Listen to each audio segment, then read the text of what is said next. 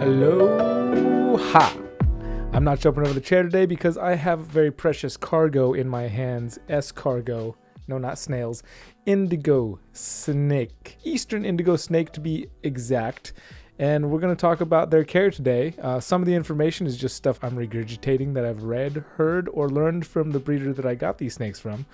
But I'm also going to talk about how I keep them and a little bit about other stuff like that, their care and maybe what they do in the wild a little bit. Also, really quick, I've got these couple packages that people sent me, and if there's time, I will open them up on this video. If not, then we'll just get to it on tomorrow's video or the next video. Let's jump right into it. So indigo snakes are part of the Drymarchon genus that also includes yellowtail and blacktail crebos, which are their southern counterparts in Central America and South America. There are also Texas indigos, but this here is the eastern variety, and the eastern variety of indigos is the longest species of snake in the United States.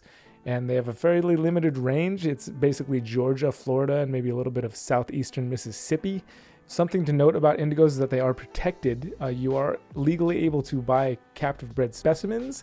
However, you may need a permit depending on what state you live in. You always need a permit if you're getting it from out of state. I purchased my indigo from a breeder here in California, so I didn't need such permit, but if you're looking to getting one, just make sure you pay attention to that fact. First off, let's talk about their temperament a little bit. From what I've heard, even in the wild, they're very reluctant to bite defensively.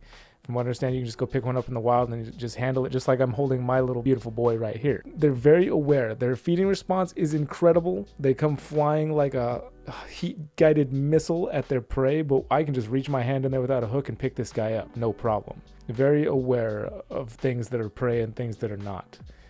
Temperament, fantastic. Very active, yet very aware. Not just going to do big dumb strikes because they're like, "Nyeh." Their diet in the wild is very diverse. They eat all kinds of stuff. Rabbits, rodents, birds, frogs, lizards, eggs, even other snakes. They're actually immune to venom. So these guys munch on rattlesnakes in certain populations. So that's pretty impressive. And what I feed them here is rodents. I have tried to offer them a ball python I had that crawled out of the egg and died. And neither of my indigos seem to be very interested in it. So maybe if I sent it with the rodents that they've been eating, then that would be a thing, but they didn't. And something I learned from Robert Bruce, which is where I got a lot of my information on indigo snakes, is somebody I consider to be one of the most knowledgeable people. He is the most knowledgeable person I have met in person on indigo snakes. He's worked predominantly with this species for years, and I'm hoping to do a Triple B interview with him again this coming Pomona show. So that'll be cool to see if we can get that happening. As I mentioned, their feeding response is intense and incredible, and they don't actually constrict their prey. They just grab it and power it, just overpower, just grab it, start eating it like crazy beasts. It's a pretty impressive thing to see, and very exciting to watch.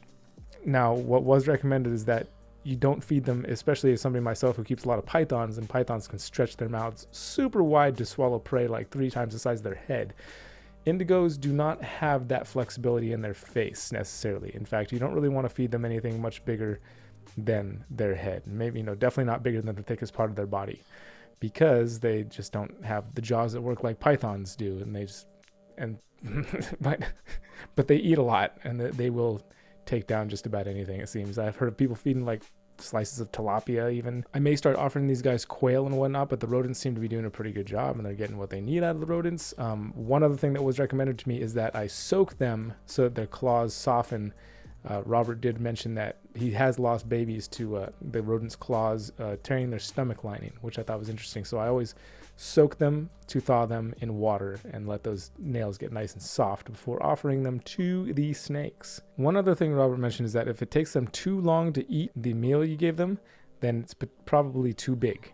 If it took longer than 5 minutes, I think it was, then he recommended you need to cut down a size because it's too big, and that's why it's taking them too long to eat it. Before we dive any further into this video, I want to point out the fact that I am no expert on snake keeping whatsoever. I just really enjoy it, and I'm soaking up information as I go. A lot of people wanted to see a video on this, so I figured I'd give it my best shot. If you have any other tips or tricks about keeping indigo snakes of your own that you'd like to share, please leave a comment down below.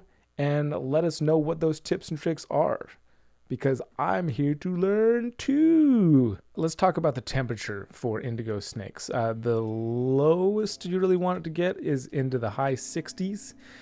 They're pretty comfortable in the mid 70s to low 80s, or high 70s to low 80s. You can give them a hot spot up to the mid 90s. I personally keep my room between 75 and 80 degrees, and it was suggested to me that that was a fine temperature for these guys to cruise at, so I don't give them any supplemental heat, though I could easily with the flick of a switch. I just keep these guys at the ambient room temperature of between 75 and 80 degrees. And they've been doing just fine. They've been here for, it's going to be a little over 8 months now that they've been here, and they've been doing great. As far as caging, I've got them in an FB 70, which is roughly 2 feet by 3 feet, or maybe 14 inches by 30 something inches. And by the time they're adults, I will have them in a 5 by 3 enclosure. They are very active. So they like to move around. I tend to get them out a lot, and you'll find if you keep indigo snakes that end up giving them lots of enrichment outside of the enclosure just because they're so cool to handle and watch. Let's talk about the substrate. This is a blend of not shredded aspen, but aspen shavings, and it's a newspaper pellet that I got from the pet store, and just blended that kind of half and half. And I find that it works really well. They can burrow in it, and this is my extra tub of substrate. I also recommend doing something like that, just having a whole extra thing where you can have fresh substrate to replace spot cleaning spots. It works out great.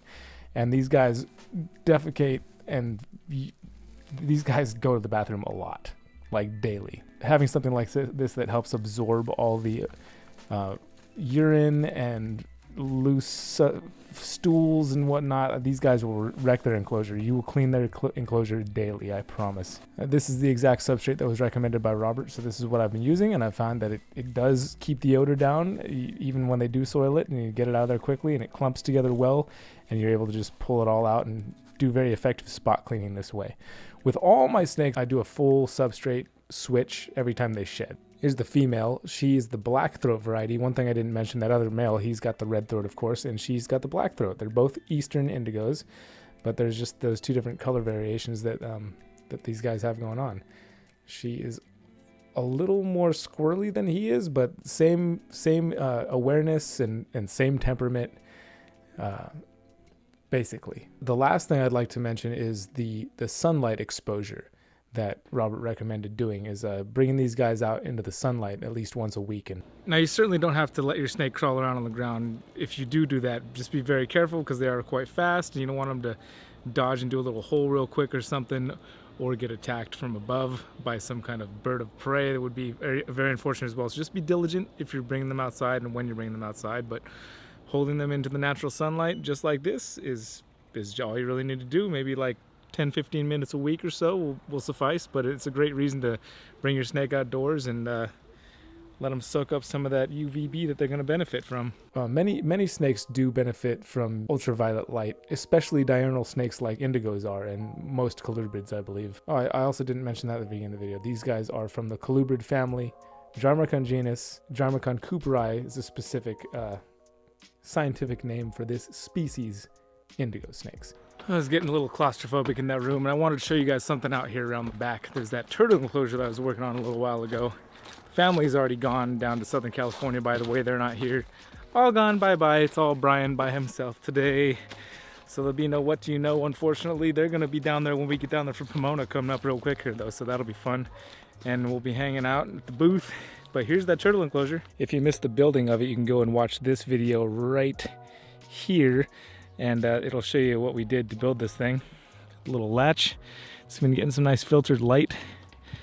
Put a little or a big hide in there for her. And I'll probably change this out to some kind of ceramic dish or something a little more natural looking. I put a bunch of the cocoa blocks in there to mix in with the regular soil, some leaf litter and whatnot. And I was eating some crickets dusted in calcium today.